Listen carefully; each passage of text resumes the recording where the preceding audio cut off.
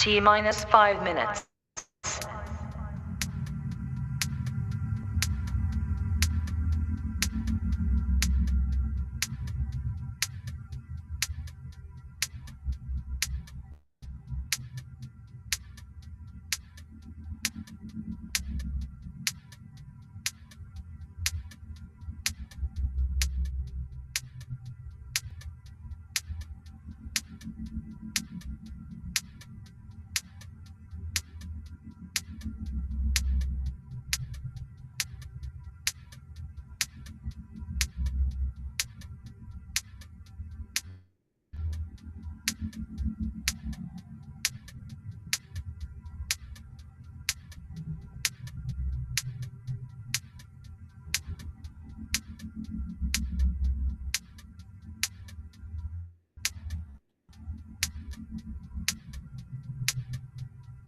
T minus 4 minutes.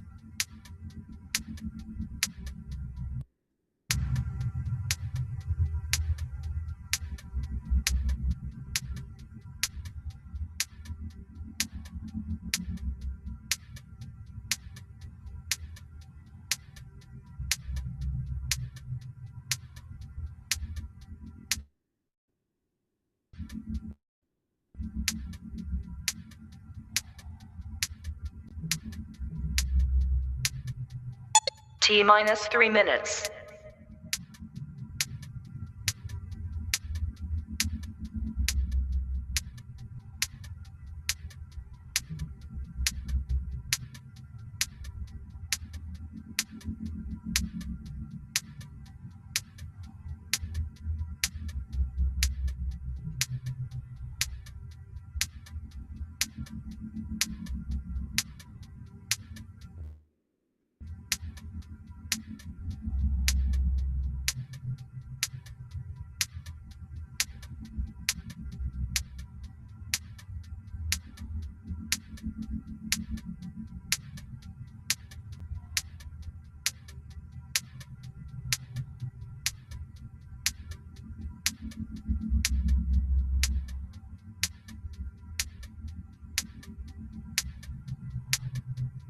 T minus 2 minutes.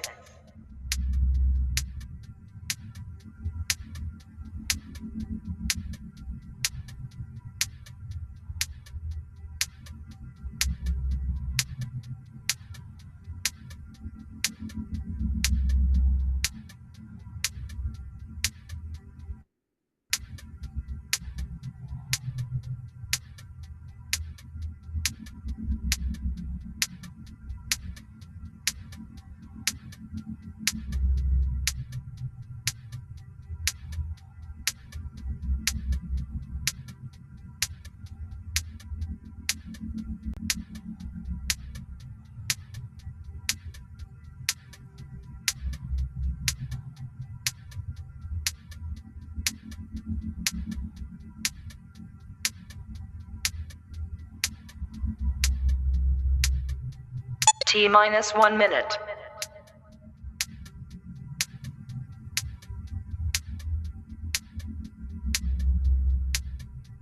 T minus 50 seconds.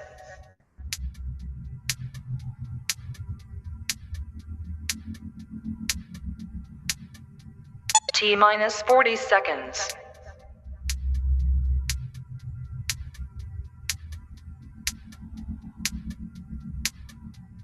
T minus 30 seconds.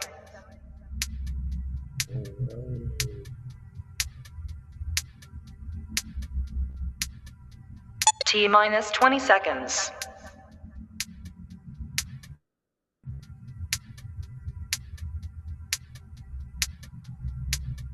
10, 9,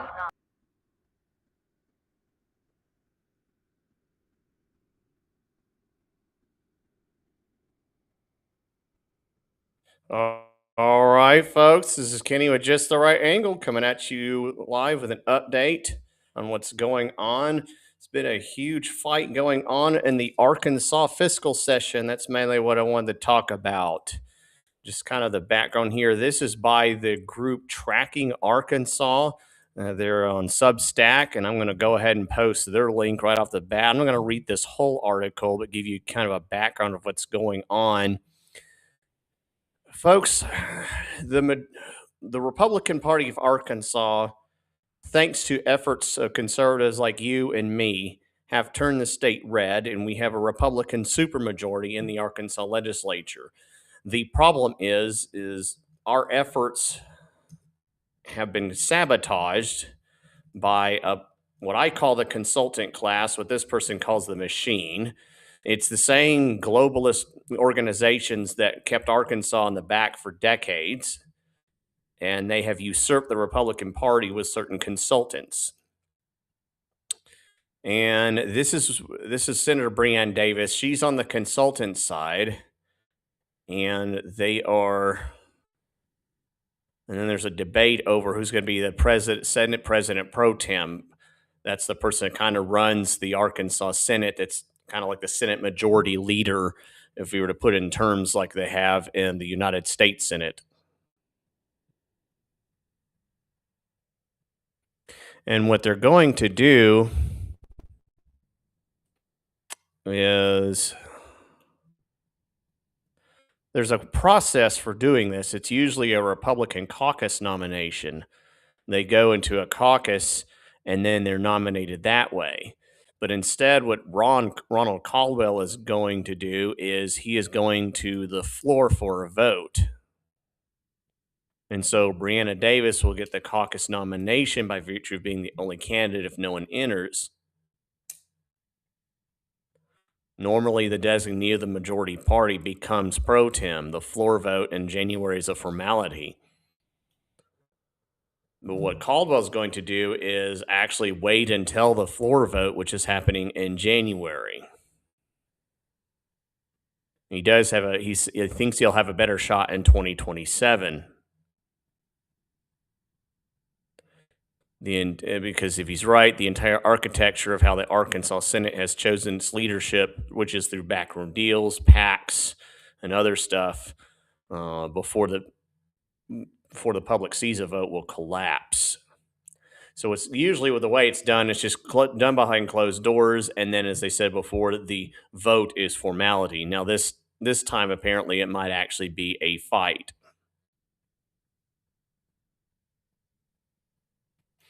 And part of that fight, the thing is that the Arkansas Senate is going to change, thanks in part to what happened during the Republican primary, thanks to conservatives like you who decided, no, we don't want a big mega prison in Franklin County. A lot of people did vote on other issues, things like paper ballots. We want to actually get rid of the income tax instead of just nibble on it by a half a percentage every couple of years so they can put on an election flyer. We're sick of the consultants, and I'll give a kind of a more update on that. And I'm not sure if Caldwell can win, but it looks like this could be at least make it into a fight. And this goes in the details on how Caldwell will win. But it's kind of not the main point I wanted to say is that this will be a big open fight. And there's all kinds of infighting on the other side and what's going on. Breanna Davis only won her initial race because the consultant class, or what they call the machine, was able to get Democrats to cross over and defeat Bob Bailey. Conduit and people like myself were involved in an election that happened a few years ago. So you can read more about this. This talks a little bit about Jamie Barker, the Governor Sanders' yes person who has no business being anywhere near the Board of Corrections. And yet he was appointed. I think he's the director. If not, he's on a position where he doesn't belong. And there was a lot of political back and forth that went on. The point is a lot of people are sick and tired of Sarah Huckabee Sanders, Chris Caldwell, and the other, what I call, again, consultant class. And here's a recap of what happened. This is also from Tracking Arkansas. This is kind of the way a snapshot of who voted on the prison appropriation. Again, the prison appropriation needed 2/3 to pass. It didn't quite have enough, and there were some holdouts. Now, the late Gary Stubblefield was a no, and you can just see some of the other no's here. There's Caldwell, and then there's some of the people that voted present. And I'm trying to see if any Democrats voted against this. I think Letting is the only Democrat, and Tucker. Crawwell, I forgot which party they are, but anyway, it's kind of it isn't just all Democrat and Republican. There's a lot of back and forth. Love, I think, is a Democrat who voted present, which is basically a no vote. That's good enough for us. But this was happened. This was after the primary, and you can read some of this. Ron Caldwell was one of the Arkansas senators targeted by the Sarah Huckabee Sanders, Chris Caldwell, Chase Duggar consultant class agenda, and he won handily, 70%. Brian King was another one, 60%. And all this, a lot of stupid stuff about being weak against communist China and all this other stupid stuff. It didn't work. And then Blake Johnson was a senator that Sarah Huckabee Sanders wanted to keep. If you followed my show, you remembered earlier how some of the stupid ads that were used to protect Blake Johnson. I think they were trying to give him credit for blocking the communist China from passing the 38 parallel and everything else under the sun. Well, it didn't work. And Woolridge, again, had enough money to beat this guy and defeat him. And then you can see some of the other votes here. Now, this is one that the Brandon Acor won against Mishka Martin. Mishka Martin was kind of the conservative there. And he had to spend over $250,000 just to get there.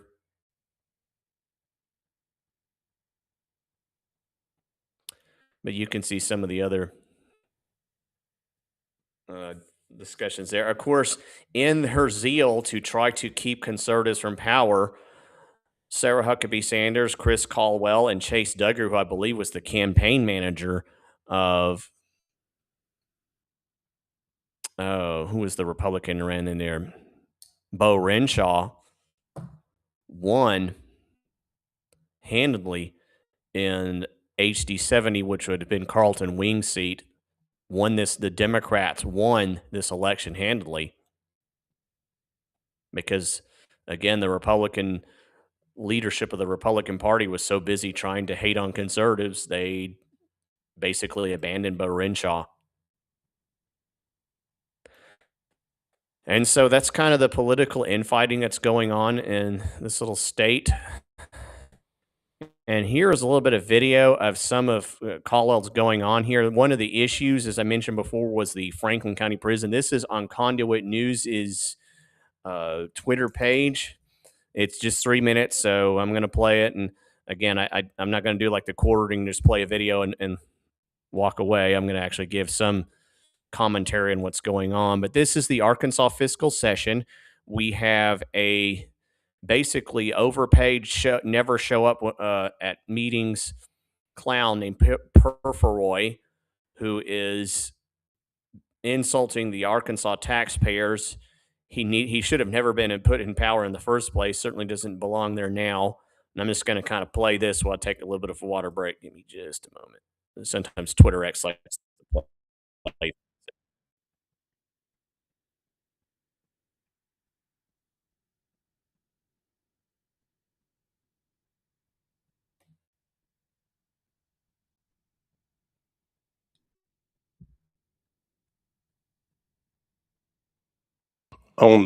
This is the one of two senior advisors to the governor at a compensation rate with match of almost $265,000 a year. This started off as the Secretary of Corrections, and we have spent this $1 million in the last 4 years. As Corrections Chief, Mr. Joe Fury could not or would not work with the board. He was responsible for pulling back a major corrections contract that ended up costing the state, some say, more than $300 million when it was completed. He could not or would not communicate with concerned taxpayers from Franklin County and across the state, even after his pledge to be more transparent about prison construction. When the Joint Performance Review Committee, that's chaired by Representative Cozart and myself, requested he attend that committee that held a very respectful meeting, he didn't even reply. Again, he was Secretary of Corrections being paid by the taxpayer money, not just at that time working in the governor's office. Senate Bill 30 includes his salary, as I said, as a senior advisor for $189,211 plus $75,684, totaling $264,895. Yes, he could be moved to a lesser position, but I ask that you approve this amendment to cancel that position. Arkansans don't want to spend another $1 million for his lack of performance. And yes, this can be sent to Personnel Committee, and with the way the committees are stacked, you know, it will likely die there. I want the whole Budget Committee in the state of Arkansas to understand what we're spending this amount of money for. Is announced yesterday, the prison's put on hold. What are we paying this amount of money for? Senator, appreciate those comments on your amendment. I appreciate you letting me state those yes, comments. Sir, I am finished. That amendment's being sent to personnel for review. Thank you. Representative Wooten, you're recognized. Thank you, Mr. Chairman. I just want to second what Senator Rice has said. What he didn't add was we had a subpoena motion made in the committee meeting that day to require Mr. Fury, whatever his name is, to appear. And he didn't appear. He never came. He never notified the chairman, the co-chairman of the committee. He never attended the meeting. To me, that's a slap in the face to the legislature and the people of Arkansas. He may work in the governor's office, but he works for the people of Arkansas, and they're sick and tired of being shunned and pushed to the side. I understand, Mr. Chairman. Representative Wooten, this amendment's being sent to committee. Okay. And there'll be ample opportunity as chair of that committee to have more discussion around this amendment. I think so if we can, we're going to cut the discussion off for that on that one today. It needs to be so addressed. We appreciate it. Thank you. So again, you kind of see it there. Well, Senator Wooten messed up on a name, and so did I. This was actually Senator Terry Rice, not Senator Caldwell. But they are on the same side in regards to the Franklin County Prison. So let me come back here, see who I am. But you get kind of the fight that goes on. This is the kind of knife fighting that's going on. And notice how the chair of the committee instantly put this over to another inmate, to a play called a personnel, so that it would die, to protect the overpaid bureaucrat, Joe Proferi. It doesn't matter what his name is. They're all pretty much the same. A lot of the government bureaucrats in the state of Arkansas are just clowns that never should have been there. And the state and the nation would be better off without them.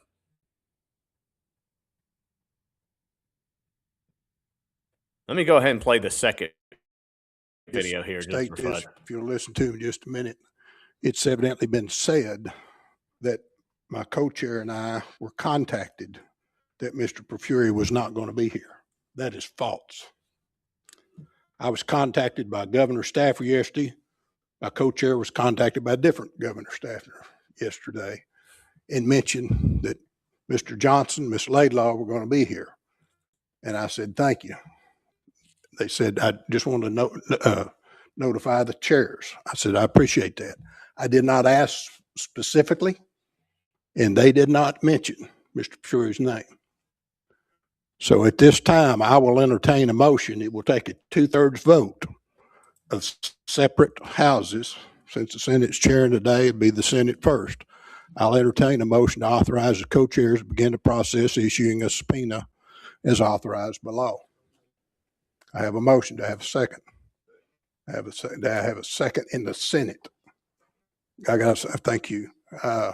All in favor? Aye. Aye. Opposed? No. Okay, members, I've heard House over here. House can't vote in this. Separate chambers. Y'all have your chance. The Senate does. Senate, members of the committee only. All in favor? Aye. Aye. Opposed?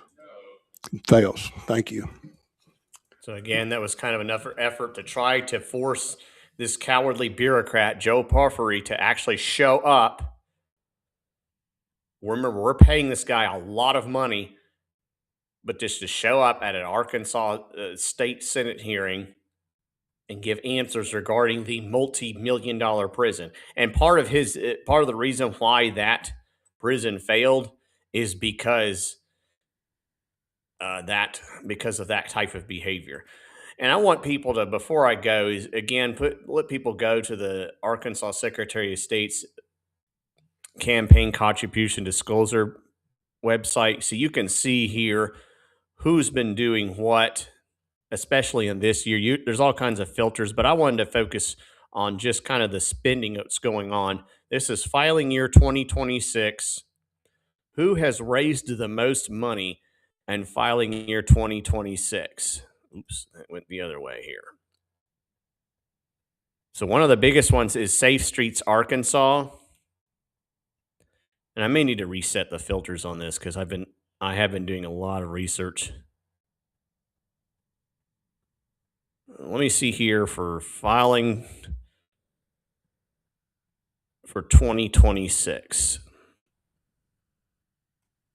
Safe Streets Arkansas is a group that was set up by Chris Caldwell. It wasn't even for a major, I don't even think it was a statewide race. I think it was for a county judge race, and it failed. I'm not mistaken. So here's Chris Caldwell. This is one of the characters I mentioned before. This is a conservative-hating coward who pretends to be a Republican. He is the person who, in the state convention before last, partially responsible for Pulaski County officials wasting several hours in their county convention, were locked out of a room, locked out of a building during the credentialing committee, had the police sicked on us multiple times during that hearing, then had the police sicked on us again to keep us out of the state convention of 2024. Or is it 22? The convention's every 2 years. It'd be good in 2022.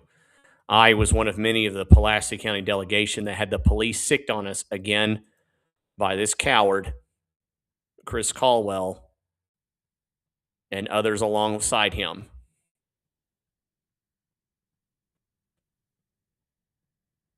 And this is one of his political action committees. It's one of the groups that raised the most money in 2026.